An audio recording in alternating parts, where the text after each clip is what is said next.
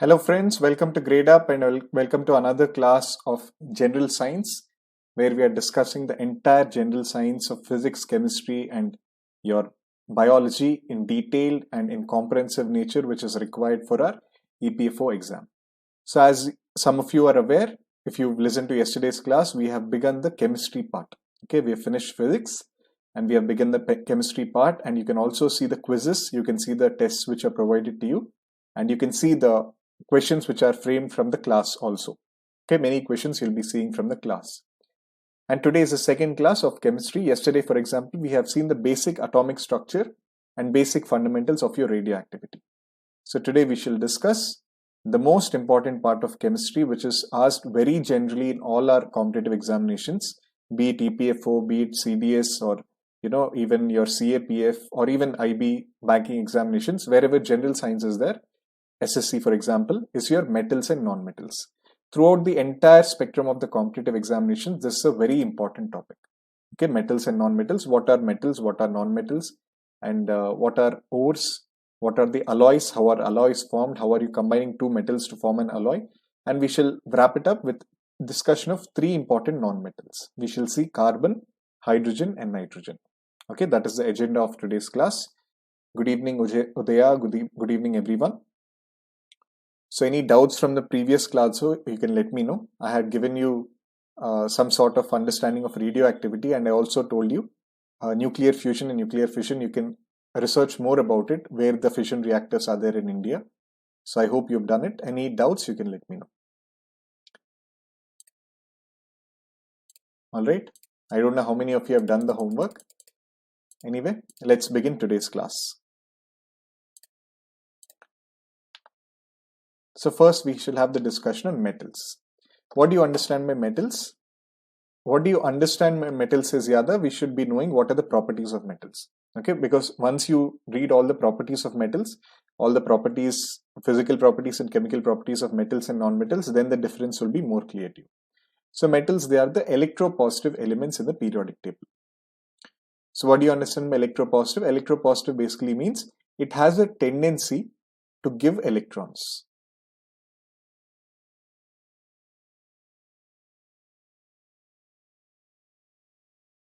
Okay, these elements which are metals, they have a tendency to give you electrons, like sodium, like potassium.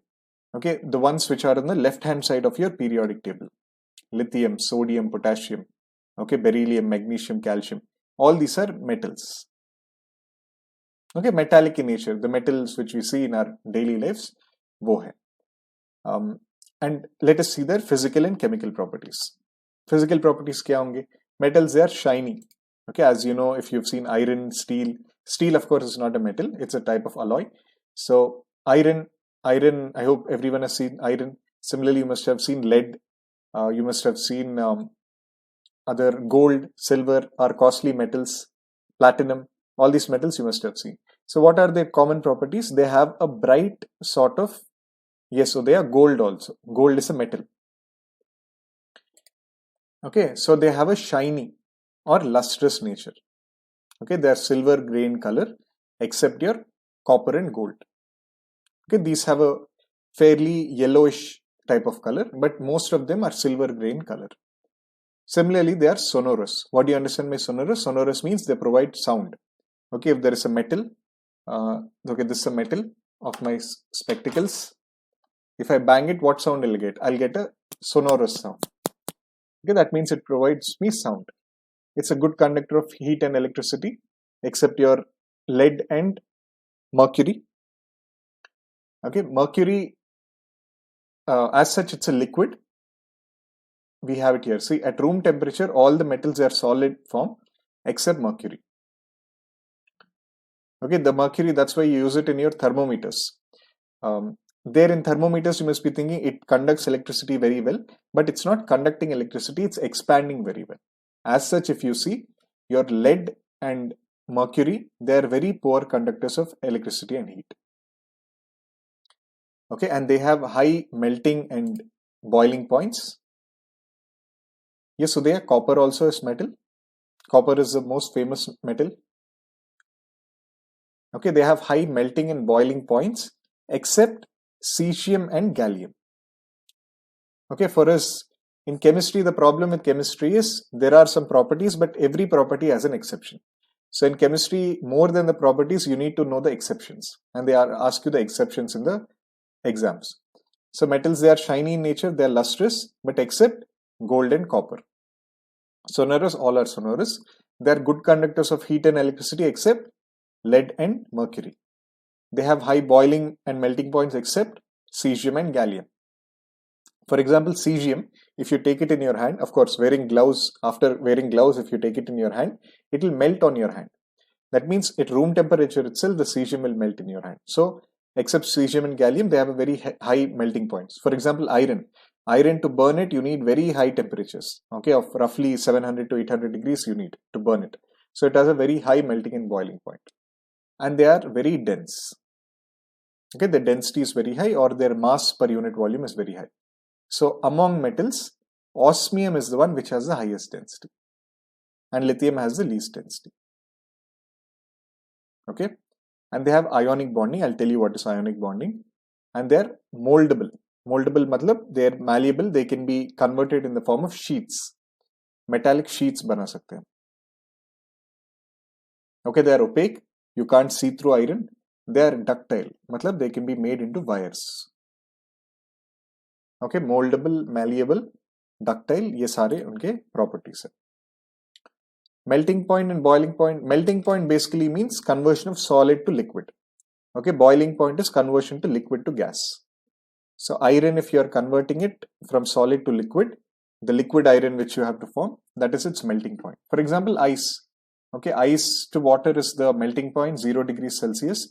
Then water to gas is your boiling point. All right. So these are all our physical properties. Next we should see some chemical properties of metals. Now see, for us in our chemical reactions, mostly they don't give you the equations. Okay, if there is something very important in that equation of chemical reaction, they'll give you. Okay, so don't worry about writing equations or mugging up equations or balancing equations. Only the concept is required for us. For example, see here, all metals, they combine with oxygen to form you metal oxide. Okay, like sodium and potassium, if it is kept in air, it combines with oxygen to form the K2O. Okay, and they're very vigorous reactions. They're extremely reactive. These sodium and potassium, they're extremely electropositive and they're extremely vigorous reactions in air. So if you keep sodium in air, it will immediately catch fire. Similarly, we have magnesium, aluminium, zinc, and lead. They react, but they react slowly, and they form this protective layer which prevents the corrosion. Okay, for example, over iron, this protective layer is your rust. Rust formation can happen.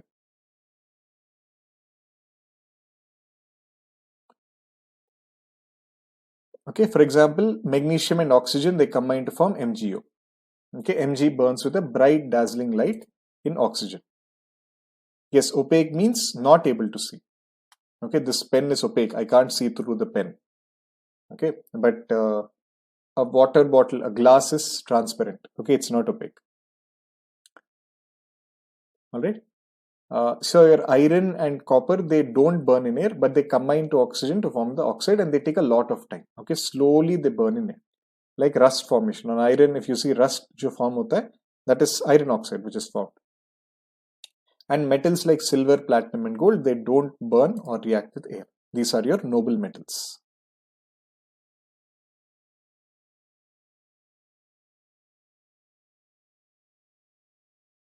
Okay, so these are the reactions in the air of metals. And in water, what happens? Water also, there is a sort of explosive or heat emitting reaction. Like metals, they react with water to form a metal oxide and hydrogen gas. So metal oxide, they are soluble in water and they dissolve in it to form the metal hydroxide later at the next point. Okay, you can see here the video of sodium, they're putting it in water. See what is happening. It is vigorously reacting in water. Okay, and hydrogen gas is emitted. Okay, metal, like sodium and H2O, it will form you NaOH.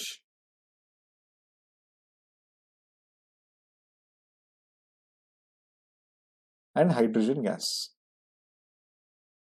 Sorry, hydrogen gas. Okay, so that pop sound is here. Pop. Pop sound indicates that hydrogen is being formed. And this metal oxide, NaOH, again reacts with water to form metal hydroxide. Okay, sorry, what am I writing? Metal oxide. This metal oxide, NaO, it reacts with water to form the NaOH. Okay. So this is the basic reaction. But just remember that there is a vigorous reaction. So the question can be that metals react with water or air to form a vigorous reaction. Okay, is that correct or wrong? You should be able to put correct. You don't have to mug up K plus O, what does it form? Or Na plus O, what does it form? Or Zn plus O, what does it form? Zn plus H2, what does it form? That's not right. What's important, what they ask in the exams is, they describe the reaction. And you should be able to answer it correctly. The description of the reaction. Okay. Similarly, we have something called as metals with acids. Okay, I'll tell you more about the acid reactions in acids, bases, and salts. But broadly, now you remember that the metals, they react with the dilute acid to form salt and again hydrogen. For example, you can take magnesium, Mg plus HCl. What does it form? It forms MgCl2 plus your hydrogen. Okay, again hydrogen is being formed. And they also react with your base to produce hydrogen gas. Okay, so Mg plus NaOH, if you take MgOH taken twice plus hydrogen is formed. So both are very similar. Okay, here salt is formed, here the base is formed. And what is most important is the reactivity series, the metal reactivity series. The reactive metals, they can displace the less reactive metals from their compounds, okay, in the solution or the molten form. For example, we have copper sulfate plus zinc. Now zinc, which is there, it is more reactive than copper. So it displaces copper from this. It forms zinc sulfate and copper. Okay, for example, if you take copper sulfate, it is blue in color. But that copper sulfate, if you add zinc, that blue color is removed slowly and red copper is formed. Okay, this is the reactivity series. You should mug up the reactivity series. You can remember this small acronym which I remember. Please stop calling me a careless zebra. Instead, try learning how copper saves gold. Okay, as you keep saying it, some 3-4 times you'll remember. Please stop calling me a careless zebra. Instead, try learning how copper saves gold. Okay, this series is important. They'll ask you directly, like which of the metals is most reactive among A, B, C, D. You should be able to tell the correct answer. Or these sort of reactions also they'll give you. For example, somebody tell me, is there space here? Yes. Somebody tell me how does this reaction go forward? What happens in this reaction?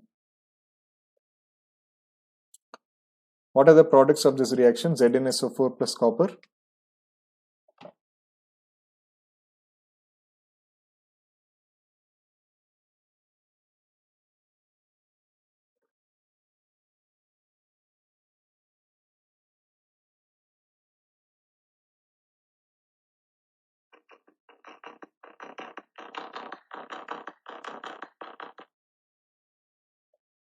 Udaya is saying copper sulfate plus zinc. Any other answers?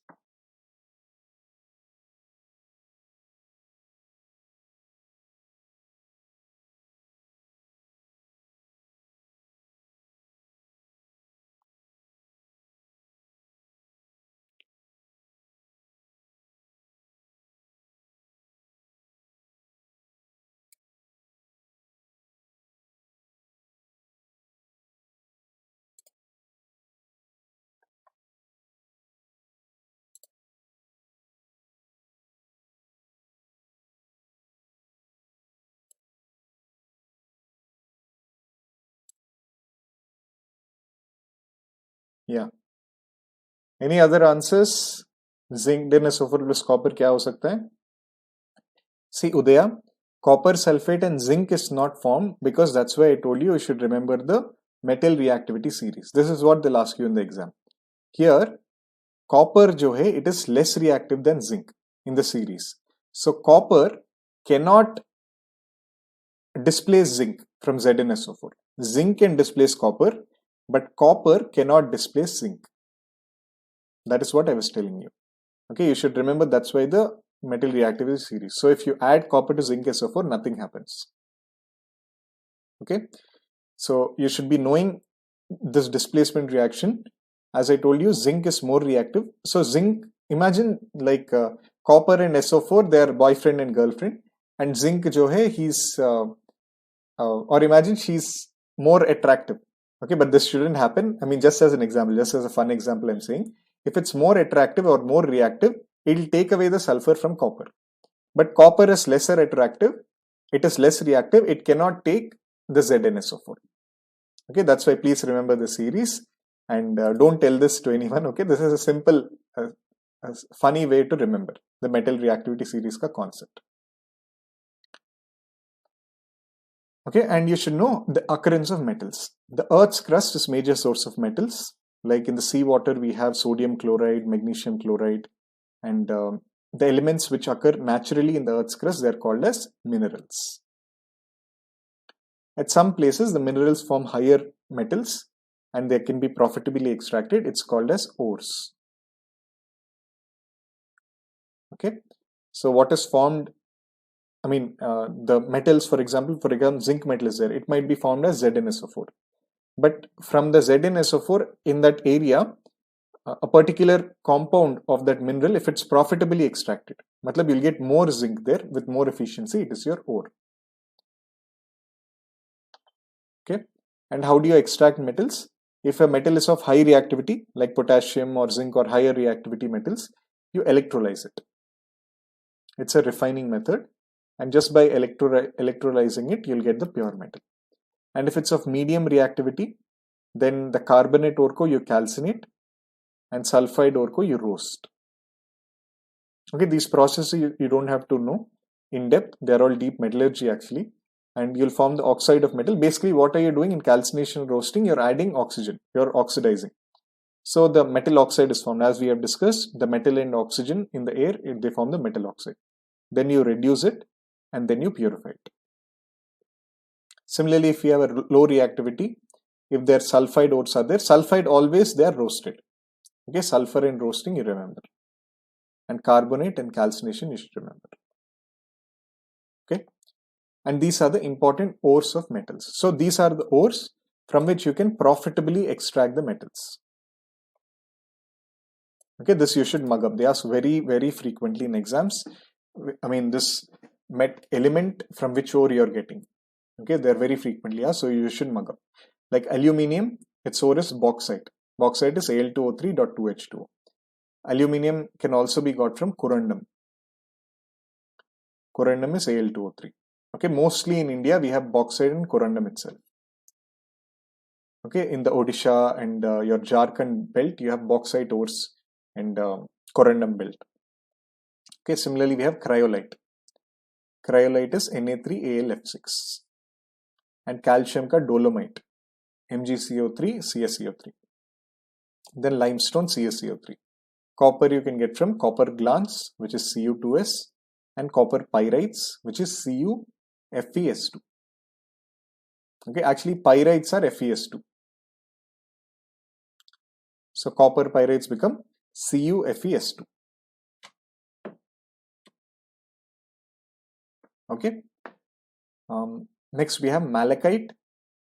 Malachite is also copper related. Nothing to teach here. You should just mug these up. For example, just go through them for 2 minutes. Just try to mug up in this class itself. Just see the ore and see their formula and what is the element you're getting from the ore. We have bauxite, corundum, cryolite, dolomite, limestone, copper glance, malachite, calverite, syberite. Okay, of iron, these are important. The hematite and magnetite are very important. Okay. Generally in iron ore, iron mining and iron manufacture or for steel, we use hematite and magnetite itself. Hematite is your Fe2O3, magnetite is your Fe3O4. Pyrite, as I told you, it is FeS2. So if you are adding copper to it, it becomes copper pyrite. Siderite is FeCO3.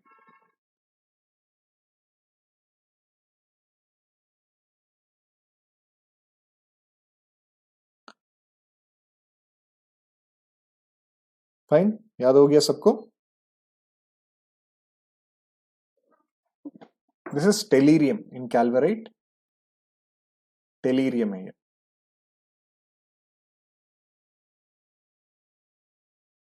So gold tellurium or silver gold tellurium. Okay, Siberite. Fine. Whenever right is there, you can remember that gold is right. Okay, gold is ultimate. So gold is always right, you can remember. And if there is some silver in Siberite, you have silver with it. Alright. Okay, now somebody tell me what is the formula for magnetite?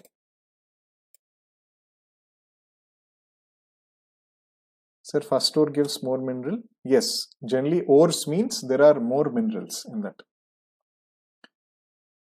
If I have magnetite, okay, magnetite is an iron ore.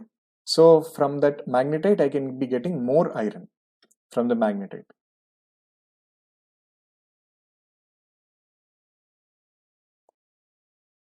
Anyone tell me the formula of magnetite?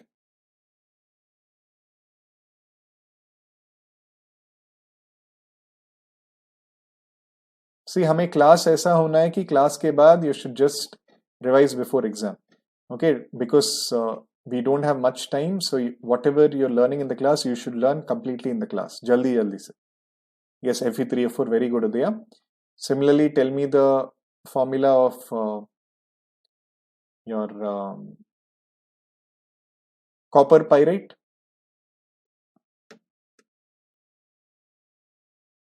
What is the formula of copper pyrites?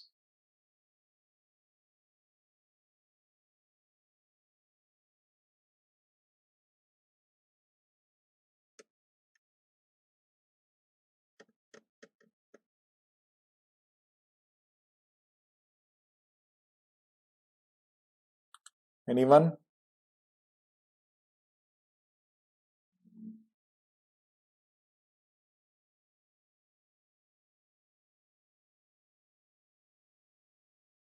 Bhavani is saying Cu4SO.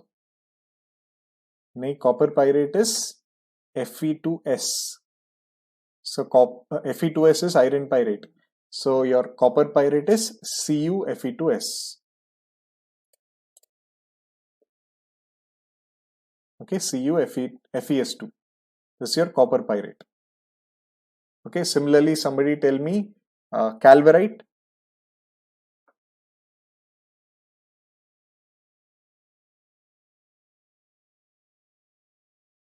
Actually, in the exam, they'll be giving you the chemical formula and they'll be asking you the name. Okay, rather than giving the name and asking you. Fine. Okay, calverite is your aluminium tellurium. Okay, so Au and your Te. Okay, AuTe2 is your calverite. Then Siberite is you're adding silver to it. In this way, please mark it up. Please mark up the ores. You have to remember the ores. Similarly, lead ka we have anglicite, galena, phosphorus ka. In phosphorus is easy. They have 4 in that. Okay, 4 fluoriopatite. Okay, 4 sound is there. You have phosphorite. Okay, these are your phosphorus related. Then potassium ka carnallite, saltpeter. Then magnesium ka dolomite. Dolomite we had also seen in the calcium ore. Okay, because here you are having magnesium CO3 and also calcium CO3. So both you can profitably extract from dolomite. Next, carnallite. Carnallite also we have seen here. Okay, in potassium. So ये दोनों हमें carnallite से मिल सकता है. Carnallite is KgCl, MgCl2, 6H2O. Then mercury ka ores are very important. Calomel, Hg2Cl2 and cinnabar, Hgs. Silver is silver glance. Okay, whenever we are having glance, it means sulfide ore. Okay, copper glance we saw now, it is Cu2s.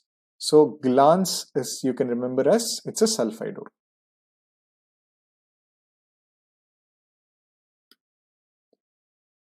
Fine. Then sodium, obviously rock salt, salt which we have every day. Then sodium carbonate, Na2CO3, and tin ka cleciterite and tin pyrites. Right? And zinc ka calamine, zinc blend. Okay, blend also is a sulfide ore. So glance, blend जो भी है, we are having sulfide ores. याद हो गया सबको? Fine. Tell me the formula of dolomite.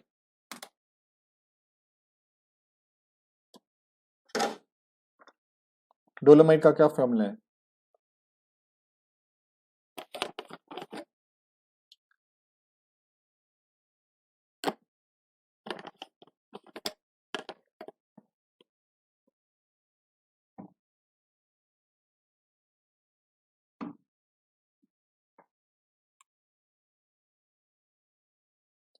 Yes, very good, Divyanshu. MgCO3, CsCO3. Okay, fine. Let's continue with the class. Okay, just mug up this list. You're having the list in your notes. Just mug it up. And similarly, alloys. Alloys also is something which we have to mug up, which they give a lot in the competitive exams. So alloys are the mixtures of metals. So two metals, they are mixed and they cannot be separated into their compounds by physical methods. Okay, if we have an alloy like brass ko if you break it, you won't get the copper and zinc in brass. I'll tell you what are alloys. They can be separated only by chemical methods, and that also very difficult. It's not easy to separate the alloys. Pure metals, they have poor mechanical properties, so they are modified by adding other elements. That is the main reason for alloying. So for example, steel we have. More than iron, the steel which we use in our daily lives, it is more malleable, more ductile, it can conduct electricity heat better, it has more strength, tensile strength. So that sort of additions are made of iron over iron with your to get steel. And so these alloys are harder and they're tougher than the base metal. They're also resistant to corrosion. As I told, iron, it reacts with air to form the rust. Okay, that's why we have a zinc coating. So that is corrosion happens in iron. But these alloys which we have, they are more resistant to corrosion. They are inert to commonly used chemicals. And this alloy, it's considered as a mixture because it shows the properties of its constituents and it can have variable sort of mixture of that composition. Let me show you how. Brass, as I was telling you, brass is 70% copper and 30% zinc. In dono ko milaoge, you'll get brass. Brass, I'm sure you must be knowing, it is used in the making of utensils, pipes, radiators, statues.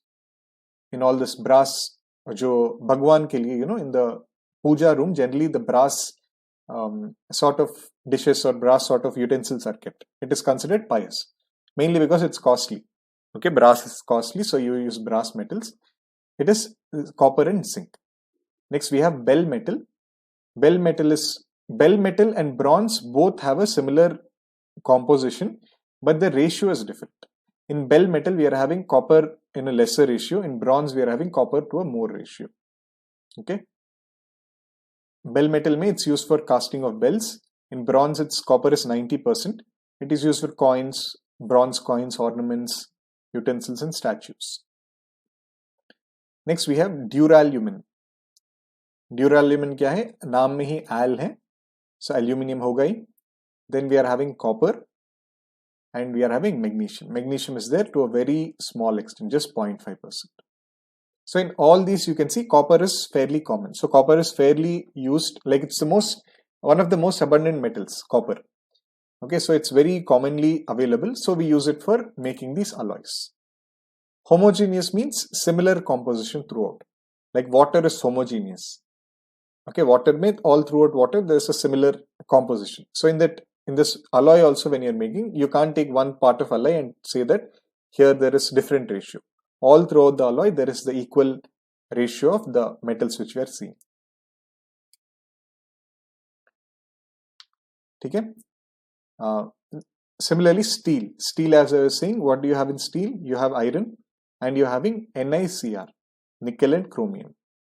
Okay, it can be used for making surgical instruments, watches and utensils. Your stainless steel utensils जिसमें आप खाना खाते हो, steel plates. Next, Alnico is very easy to remember. नाम में ही है, aluminium, nickel, cobalt. Okay, Alnico है. And our favorite metal, which is there in almost all alloys, is your copper. Copper भी होगा. Along with that, there is some Fe and Tl. Okay, so these are also there as part of your Alnico. So it is used for making magnets. Similarly, we have German silver. German silver is your brass and nickel. Okay, you can remember that Germans love brass so much. Like I remember like that. Germans love brass. Okay, and German में N है. So at the last, nickel is there. It is used for electroplating and making of other utensils. So somebody tell me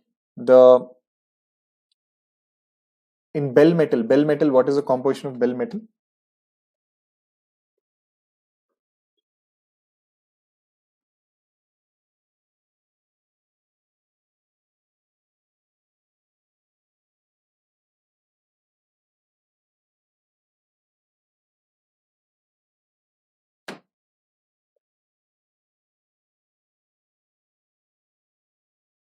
Tn क्या होता है?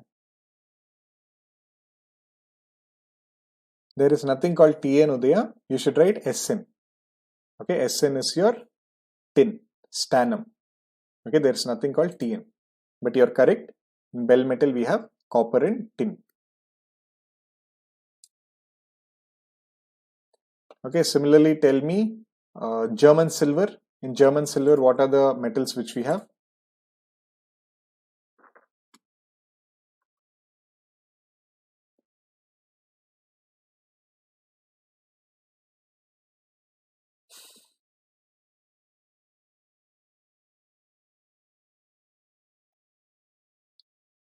Yes, very good, Udaya.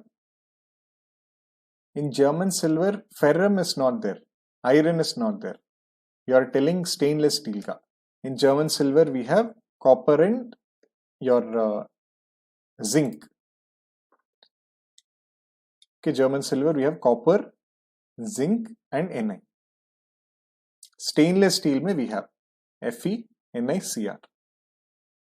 Okay, just go through the list. Nothing which can be thought. You have to mark these up. Similarly, sterling silver mein actually silver hai. In German silver, there is no silver. Please remember.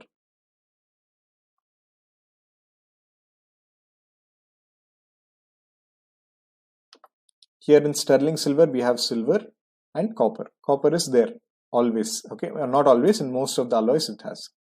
Okay, for your fake jewelry, or may not be fake jewelry, but lower quality of silver jewelry, we use sterling silver. Similarly, gun metal, like bell metal, we have seen. In bell metal, we are having the copper and Sn. So here also in gun metal, we are having the copper Sn and we are having zinc. Okay, so your copper, stannum, zinc. So gun metal is something like brass and zinc, brass and bronze. Okay. Next, solder metal is lead and your tin. Okay, generally for soldering, because lead can be easily broken. It is a poor conductor of heat and electricity. It is used for soldering. But only lead we can't have. We need some supports for you, so we use tin. Fine. So those are our alloys. Okay, last one. Tell me gunmetal. Gunmetal में क्या क्या है?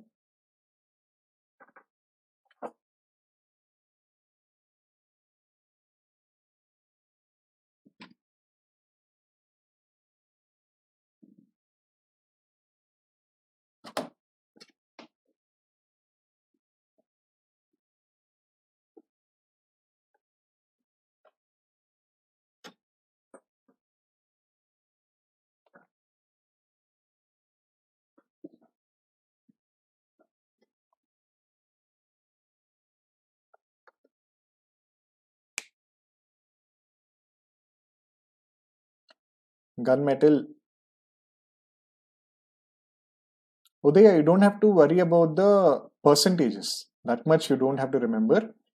Just tell me what are the metals which are there. That they'll ask you. They won't ask you what are the percentages. They in that much detail they won't ask you questions. Copper is there. Along with copper, what are the other ones which we have?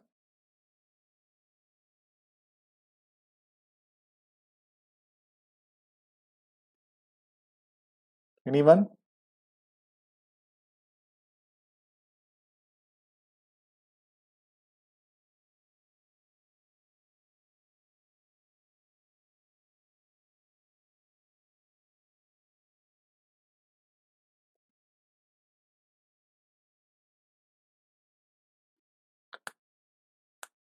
अभी बताया ना मैंने गल metal. I told also it is brass and bronze. Okay, we are having copper, stannum, and zinc.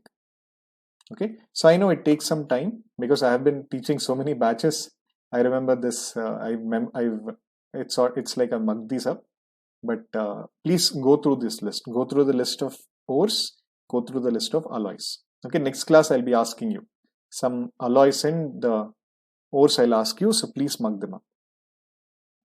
Okay, next part of our discussion is non-metals. So non-metals are electronegative. So they have the tendency to attract electrons towards them, and they lie towards the right side. Okay, like your oxygen, fluorine, sulfur, chlorine, all these are.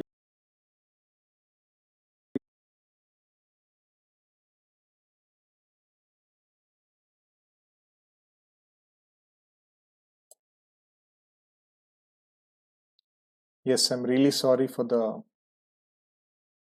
cut in the video. I don't know how it happened. Okay, let's continue. As I was saying, the non-metals are non-ductile. Sorry, I hope you heard this. The non-metals are electronegative. They are to the right side of the table, and their properties, they are mostly opposite of our metals. So they are poor conductors of heat and electricity. They are non-ductile, non-sonorous. They are non-malleable. Whatever metal properties are there, it's opposite here, non-metals. So they form brittle solids, and they have lower melting point than metals. They can be solids, liquids, or gases. Like solids are like your carbon. Carbon is a non-metal, it is solid in nature. Then the liquid non-metal we have is bromine. Bromine is liquid. Then we have mostly the non-metals, they are gases. Like hydrogen, oxygen, nitrogen, they are mostly gases. And they are non-lustrous. That means they don't have the shiny feel to it, except iodine. Okay, iodine is the only one which has this lustrous behavior. Okay, Udaya, brittle basically means that, how can I tell brittle? Brittle means it doesn't have an even surface. Okay, like metals, iron, you see it has an even shining or nice coating surface. But brittle is not like that. Brittle is like your coal. Imagine coal kaisa hota hai. It is all broken parts. So in that way it is brittle, and it can be broken into smaller non-uniform parts. Non-uniform is a better word of brittle. It's not a chemistry term, it is an English term. Brittle kya hota hai. Then it is non-lustrous. The metals are non-lustrous except iodine, and they have covalent bonding. Covalent bonding, I'll tell you iodine, the ionic bonding and covalent bonding, and they have the low densities except your diamond. Okay, diamond has the highest density.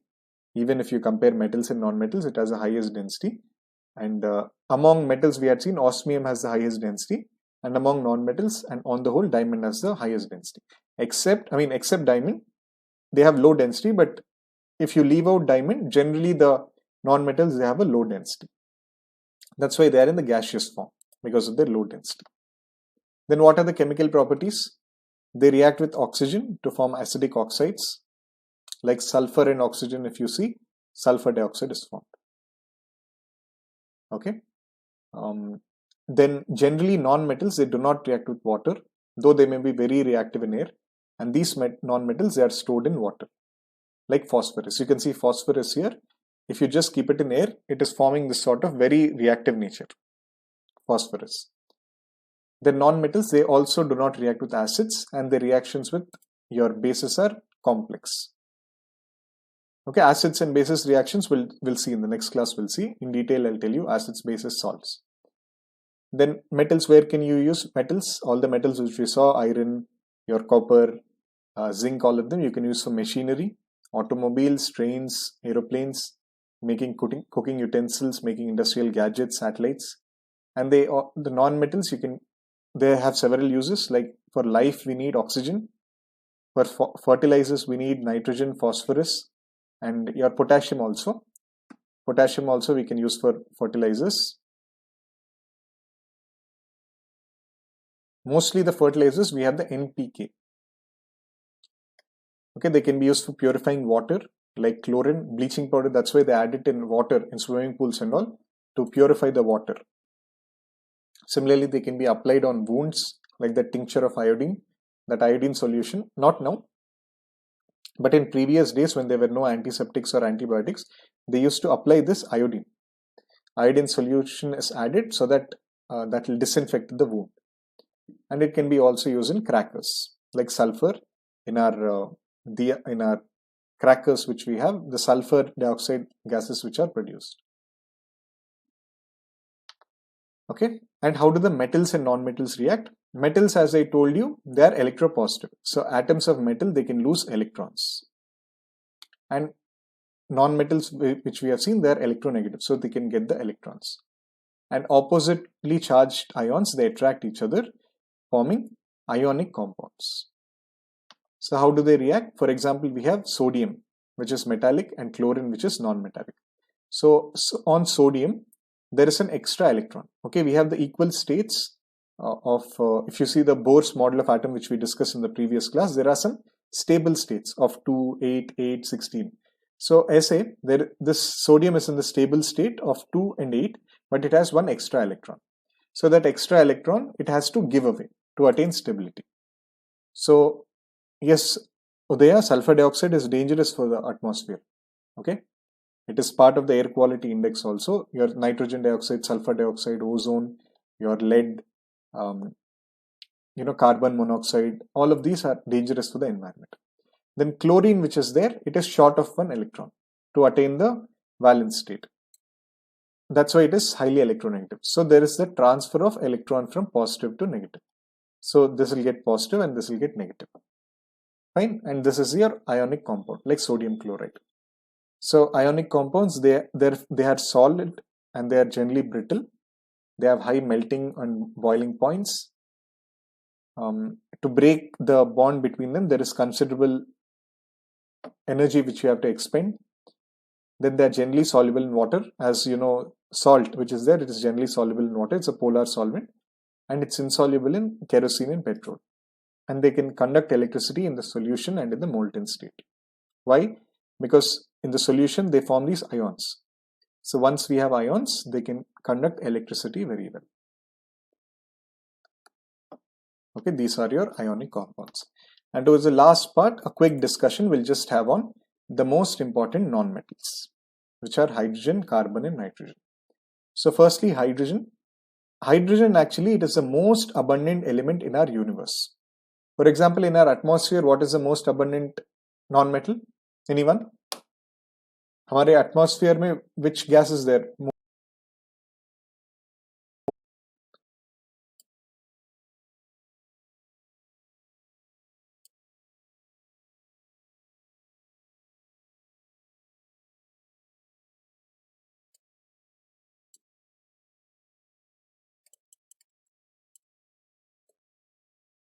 Yes, very good, Udaya.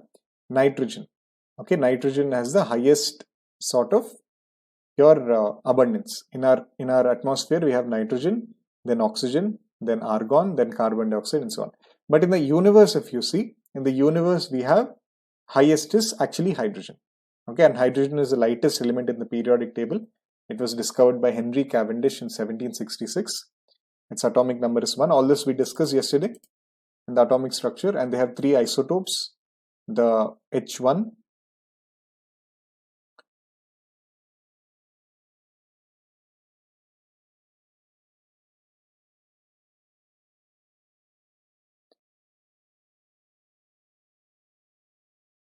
yes, I'm really sorry. I don't know why it's buffering so much today. We are just finishing the class anyway. We're at the last point. So people who are having issues, you can watch the recording. Okay, let me just quickly wrap it up. Tomorrow class, I'll just take care. Yeah, after 1H1, which is your protium, we have deuterium,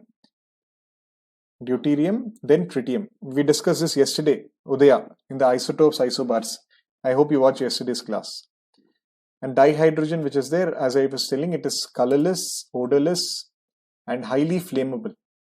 Okay, it has a low melting point and boiling point, and it's commercially produced by electrolysis of water. Okay, so water which is there at high temperatures, if you pass the electric current, you'll be getting the H2 and the O2. Okay. Similarly, it reacts with, this is a reversible reaction. So hydrogen also reacts with oxygen to form water. So this also takes place. Generally in the hydrogen fuel cells, this takes place.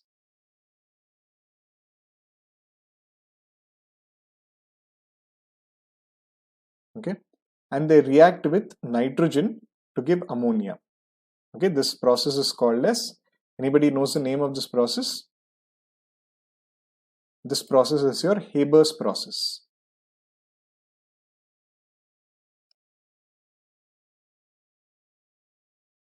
Okay, in Haber's process, we are using hydrogen and nitrogen in 1:3 ratio at 450 degrees Celsius with an iron catalyst. Ultimately, we get ammonia. Okay, and through this ammonia, you can produce the fertilizers. That is about dihydrogen. And hydrogen, we can also use it for hydrogenation of the vegetable oils like dalda. Dalda, which is there, dalda is converted to the vanaspati ghee by this. There is a vegetable oil which is in solid form, the alkane. You take the nickel catalyst and hydrogen to give vanaspati ghee. Okay, so unsaturated jo hai, it gets converted to saturated. And there are also some trans fats in this. So it's not good for health by this hydrogenation which you are preparing ghee. And it's the cleanest fuel, hydrogen. And you can use it in cryogenic engines for rocket propulsion. As I told, hydrogen fuel cells and cryogenic engine, you can use it. Then it is used for welding metals. It is used for producing HCl, like basic H2 and ZnCl2. If we have any metal chloride, you can form HCl. And the metal is displaced. And it can also be used in the formation of methanol. Okay, for formation of water gas, CO and H2. These are used for fuel efficiency. So these are our uses of hydrogen. Next we shall see nitrogen. Nitrogen, as you know, it is the atomic number 7. It was discovered by Rutherford in 1772. Daniel Rutherford. This is not our Ernst Rutherford which we discussed. He's a different person. And as Udaya has told, it is the highest in our atmosphere, 78% in our atmosphere. And it occurred in the Chile saltpeter ore. Through that, we had found the nitrogen. It also has low melting and boiling points. And there are different compounds. Like we have dinitrogen, we have ammonia, we have nitrogen dioxide, we have nitrous oxide, and we have the proteins. In proteins, the amino acids, which are their amino acids chain, they are all NH2. So nitrogen is very important in our proteins. So dinitrogen kya hai? Dinitrogen is your colorless, odorless, tasteless gas. It is non-flammable. If it was flammable, imagine our atmosphere may quickly a fire could have been formed, but it's non-flammable. And it's used as preservative for packaged food. It is used for manufacturing electric bulbs. It can be inflating tires. If any guy, you have gone to petrol bunk and you have filled the air, okay, there is nitrogen air which they're offering. And it can be used for production of ammonia, as I told before, in the Haber's process.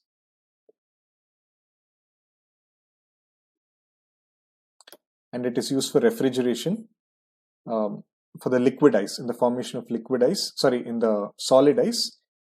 This nitrogen we can use. And on reaction with oxygen, it produces NO and NO2. Okay, N2 plus O2, it forms NO. And NO more, if you add more O2, it will form the NO2. Similarly, carbon Carbon we shall do in depth in the organic chemistry. We have the organic chemistry, there will finish carbon in all its forms. But basically it was discovered by Antoine Lavoisier. Its atomic number is 6. It is found in solid state. And there are 3 isotopes of carbon. Your C12, C13 and C14. Okay. And physical properties are the pure form of carbon are in coal and soot. It is soft and dull grey and black in color, like coal जो black color होता है. And when carbon is heated in absence of air, it forms charcoal. And the density of different forms of carbon depends on the origin. So coal, which we get from the sedimentary ore, it has a lower density. Diamond, which is got from the refining or in the more more chemical stress on the coal, it forms diamond over many thousands of years. So based on different densities, there are different forms of carbon. And carbon exists in many forms, many physical forms called as allotropes, like graphite. Graphite may all these are your carbon only. Okay, and because they are in these type of sheets, they can be easily broken. So graphite can be easily broken. It has a very sort of malleable structure. How is hydrogen used as fuel? Actually, as I told you, in the electrolysis of water, for displacing the hydrogen, the water into the electrolysis, we have H2 plus O2. So you have to give a lot of energy. And similarly, if you have a reversible reaction, your hydrogen fuel cell, in the hydrogen fuel cell, we have hydrogen from one cylinder. Okay, and you should give oxygen from one part. Okay, they both combine to give a lot of energy. And this energy is produced, and as byproduct, we can just get water. Okay, this energy which is being produced, I'm sorry, one second. This energy which is being produced can be used in a hydrogen fuel cell. Fine, I hope it's clear. There is a lot of energy formed when hydrogen and oxygen they combine. Okay, but I think in the non-conventional energy, I'll be teaching you what is hydrogen fuel cell in the cars and all, how you can use. But you need hydrogen for that. If you're using hydrogen in the presence of oxygen, they combine to give out a lot of heat. Fine. So graphite is one allotrope of carbon. Similarly, we have diamond. Diamond, see, it is more closely in it than graphite. So that's why it has a very high density.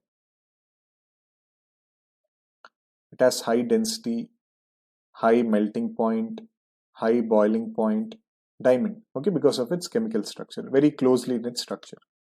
Similarly, there is something called as fullerene, which is C60 buckyballs, and they can be used in nanotechnology.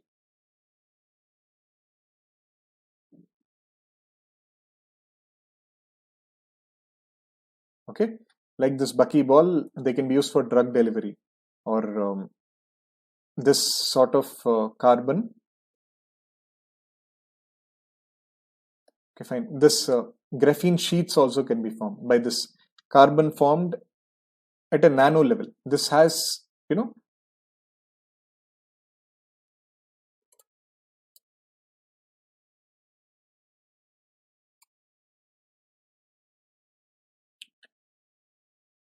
okay, I'm sorry, Uday, I don't know why it's buffering so much.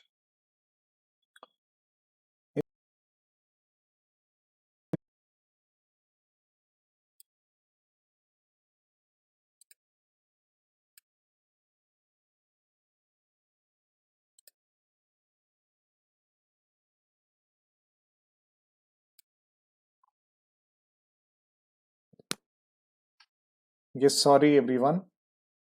I was just saying we have two allotropes of carbon.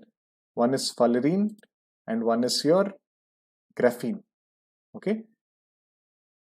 Fullerene, which is there, it can be, yeah, Udaya, please watch the recorded video. Fullerene, which is there, it is formed as C60 buckyballs. It can be used in nanotechnology. Graphenes, which are there, they're extremely good conductors of heat and electricity because they're in the form of sheets. Okay, without any linkages in between. Okay, they are the allotropes. But in organic chemistry, we shall be dealing with more forms of carbon. Okay, fine. So that's it, friends. Let's meet tomorrow again for another class, acids, bases, and salts. And I'll just get this sorted out. Okay, well, the issue which happened today, it won't happen tomorrow. I'll just take care. And any doubts, you can mail me on b.teja@gradeup.co.